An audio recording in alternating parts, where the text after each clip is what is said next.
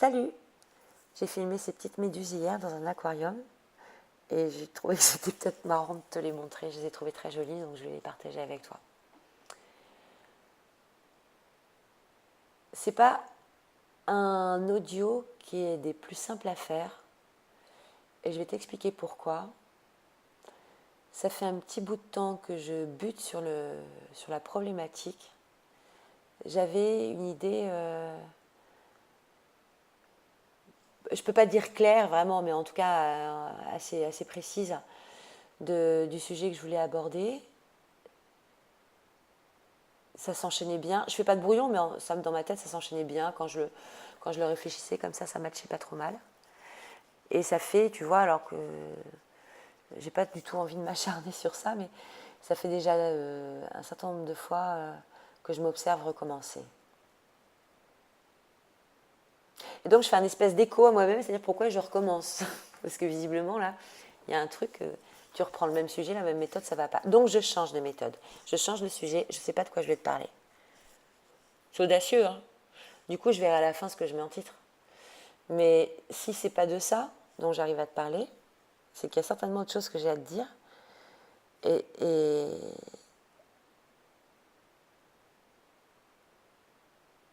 et, et en fait, ce que je sens, c'est surtout la question des changements d'état, quoi. C'est pas tant la question, tu vois, je voulais parler du choix, mais en fait, c'est pas tant le choix qui compte là, c'est le changement.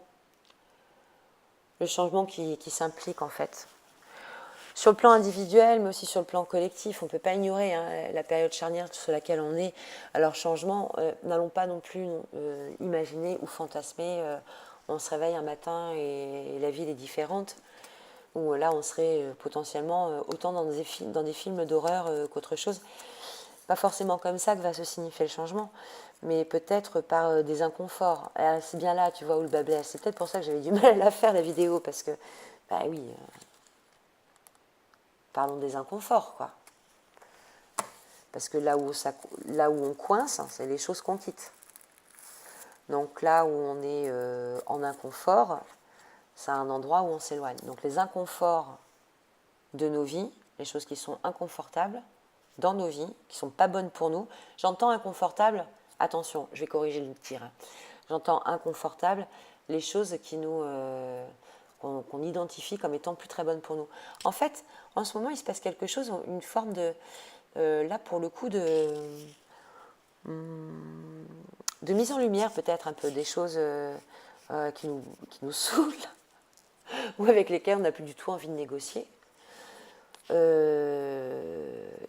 je le sens sur le plan individuel, là, au travers des échanges que je peux avoir, mais aussi sur le plan collectif, c'est-à-dire que là, clairement, quand tu regardes ce qui se passe en France depuis des semaines et des semaines, mais c'est la fin complète d'un système, c'est-à-dire que ce qui n'est pas acceptable n'est plus accepté, point barre. Là, le mouvement de contestation est hyper marqué, quoi. Enfin, je n'ai pas fouillé l'historique, mais on y est quand même depuis le mois de novembre, on arrive au mois de février.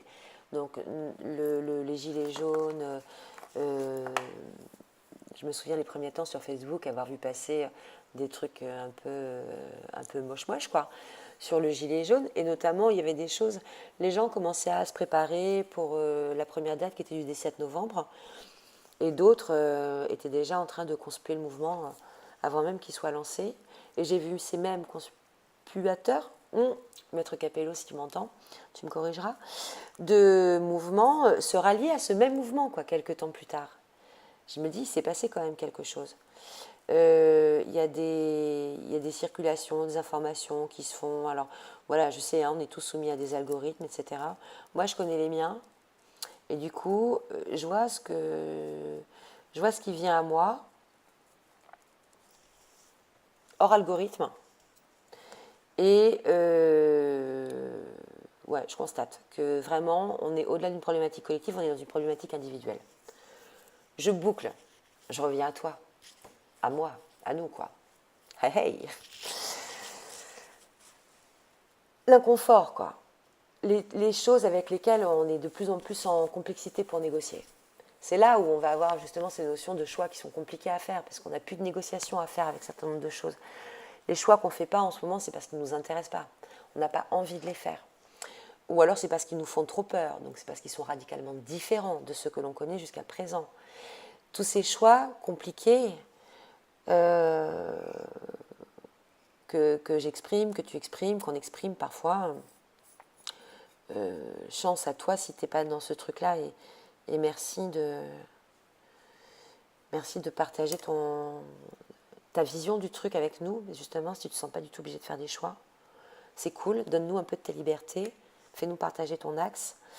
En tout cas, moi d'où je te parle régulièrement, je me sens obligée de faire des choix, et je sais que pour beaucoup d'entre nous, d'où tu nous parles aussi, ou d'où tu nous écoutes, tu as aussi ce sentiment d'être obligé de faire des choix.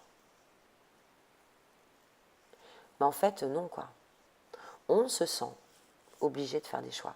Parce qu'il y a un changement à l'intérieur de nous qui nous amène à modifier notre regard. Qu'on sent quelque chose et qu'on sent que ce serait bon pour nous de faire des choix. Mais à quel moment on est inconfortable avec les choix qu'on a à faire? Finalement, quand ils nous font peur. Et qu'est-ce qui nous fait le plus peur à nous, petits humains? Le changement.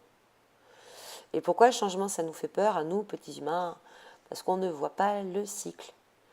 Et pourquoi on ne voit pas le cycle, nous, petits humains? Parce qu'on a oublié de regarder les arbres, la nature, les animaux, les enfants. On ne voit plus que l'hiver, on ne fait rien, on fait dodo, la nature se repose, qu'au printemps, on commence à faire des choses. Tu sais qu'en hiver, si on a l'impression que la nature ne fait rien, elle est en train de se nourrir dans le sol, elle prend des forces. Elle s'économise pour le printemps. Elle n'est pas du tout en train de rien faire dans l'invisible. Il se passe au contraire plein de choses. Acceptons nous aussi d'être dans des cycles. On est sur un hiver qui ressemble à un printemps. Regarde la météo. Je ne sais pas où tu habites, mais honnêtement, moi j'étais en chemise toute la journée. Je ne suis pas dans le sud-sud non plus, dans le grand sud-ouest. En chemise toute la journée. On est dans un printemps qui a déjà commencé en plein milieu de l'hiver. Et c'est la même chose partout, pour toi, à l'intérieur de toi. Même si tu attends encore des choses importantes, même si tu as l'impression que tu as une situation qui est instable et que tu es encore en mode survie et pas en mode vie, tu es déjà dans le printemps quand même. Il y a quelque chose qui s'est passé et qui est en train de se passer dans le regard qu'on porte sur les choses. Et rien que ce regard-là, il est porteur de changement. Ben oui. Rien que notre regard est porteur de changement. Si un enfant, par exemple, tu regardes un enfant qui essaie de monter à la corde, tu regardes comment il s'y prend, puis tu te dis, bon, il ne va pas y arriver. Il y a des chances que toi, en tant qu'adulte, avec ton expérience, oui, tu as raison quand tu dis que la façon dont il s'y prend, il ne va pas y arriver. Et comment tu vas l'accompagner, en fait, dans l'énergie que tu vas lui donner? Est-ce que tu vas lui expliquer en lui faisant confiance sur ses propres capacités à y arriver, ou est-ce que tu vas lui expliquer en soit pensant qu'il n'en est pas capable parce que tu auras évalué sa capacité physique et comme tu refuses de te faire surprendre, ton énergie va contraindre l'enfant à être dans l'échec. L'enfant est toujours plus perméable que toi à ton énergie, surtout en dessous de 7 ans. Donc l'enfant est éponge à bloc. Soit tu vas peut-être aussi lui apprendre avec l'espèce de souvenir torturé de toi, ta propre enfance, quand tu n'as pas réussi à monter à la corde. Donc, quelle est l'énergie que tu vas lui transmettre? Mais aujourd'hui, dans le regard que tu portes sur cet enfant, tu lui donnes la possibilité de monter ou pas à la corde. Donc, ton changement, le changement, il se met là, dans ton regard. Et puis là, quand je dis là, tu ne me vois pas, mais je montre entre mes deux yeux, mon troisième œil, sur ta clairvoyance, de voir ce qui est du domaine des possibles, dépasse ce que tu vois. Regarde ce qui est possible de faire. C'est pas pourquoi faire ça, mais c'est mais pourquoi pas? Mais pourquoi pas? On casse en ce moment, je crois, les codes. Et puis cette petite méduse, elle est bien, tu vois. C'est pas mal, hein, la méduse. Allez, je t'embrasse.